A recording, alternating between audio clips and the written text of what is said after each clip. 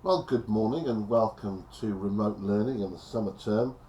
This little video has been put together to try and help you to make sense of the next few weeks, especially since a number of things have changed. We want you to be able to manage your own work between now and when schools reopen, and the timetable as such has been discarded. Someone in my tutor group asked me today, is it week 1 or is it week 2?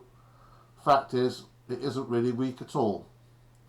What's going to happen is you're going to get set about 15 hours of work to do. You'll get it on a Monday morning at 9 o'clock and you'll be expected to hand it in by 3 o'clock on Friday. Other than that, it's entirely up to you how you organise your time. So, say for example on Monday morning you look at your emails, and in your emails there'll be all the work that you are expected to do. Each of your subject teachers has probably sent you a task. Who knows if that's the number of assignments you'll get, but if you have one per subject, it might look something like that. Now, the total, in fact, let's make it 15 hours work so that it makes sense. There we go, there's 15 hours of work. Each T is 1 hour. So between Monday and Friday, you've got to sort yourself out so that you can fit all these things in. So let's try and draw a little timetable. Here's the days of the week. Sorry, it's a bit clumsy.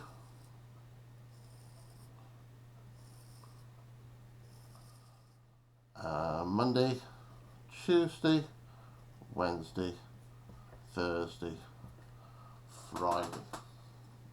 So, probably a good idea if you decide to split your work into 3 chunks. Now, it's entirely up to you when you do those chunks of work. So if we have a little time slot down here, and let's just divide our day up into some chunks like that. And say if you are a late kind of person who doesn't really wake up until mid-morning or even lunchtime, you might want to make your first time slot 12 till 1. Then you might want to have some lunch. Then you might want to work from 2 till 3. And then when you've been out for your exercise and that, you might want to work, say, from 5 till 6. And then evening. So, we've got loads and loads of little activities here. And what I'm going to do is I'm going to show you how you can fit these in. So lunch, we're not going to work during lunch.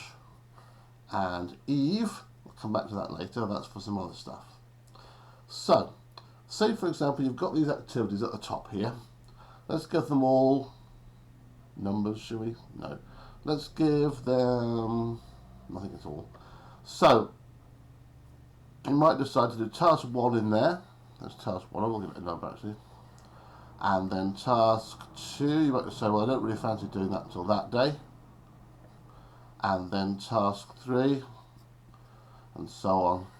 You can work it out so that every single one of these tasks fits into a slot. Task 8, task 9, task 10, task 11, task 12, task 13, task 14, and task 15. Now, in addition to the schoolwork that you'll be set, there's also the suggestion that you might like to do some enrichment activities, and you'll have been sent an email from your tutor telling you what these are and where you can find them. So it may be in the evening, you might want to do some enrichment. Now that's only a tiny portion of your day. Before 12 o'clock, you've got the whole morning there to organise, and then you've got your whole evening to yourself as well. So there's plenty of time up here in the morning for exercise, maybe social activities, And then in the evening, equally, you've got some time for social, for TV, for whatever it is that you like to get up to. It's really important that you balance schoolwork and exercise and helping around the house too. There's lots of things that you can learn to do at home while you're off to make a meal or do a few extra chores or something. Your parents or whoever it is that's home with you will appreciate that, and it's important that we all pull our weight, especially if you've got a mum or dad who's working for the NHS or is another key worker. They won't have much time on their hands. If anything, they'll be more stressed and busier than anyone. So look out for them particularly. So that's just a little bit of help. The other thing to remember is that every Monday at 9 a.m. you should look to check your emails, and then every Friday at 2 p.m. you need to upload all the work you've done. There are two things that need to go in your timetable as well. So I hope you find that helpful. Normally when you're in school, your timetable's done for you, your homework timetable's done for you, and everyone tells you what to do. But that might help you to organise your time a bit better so that everything gets done and you get good balance between exercise and chores and free time, and also keeping on top of all your schoolwork. Thanks for listening.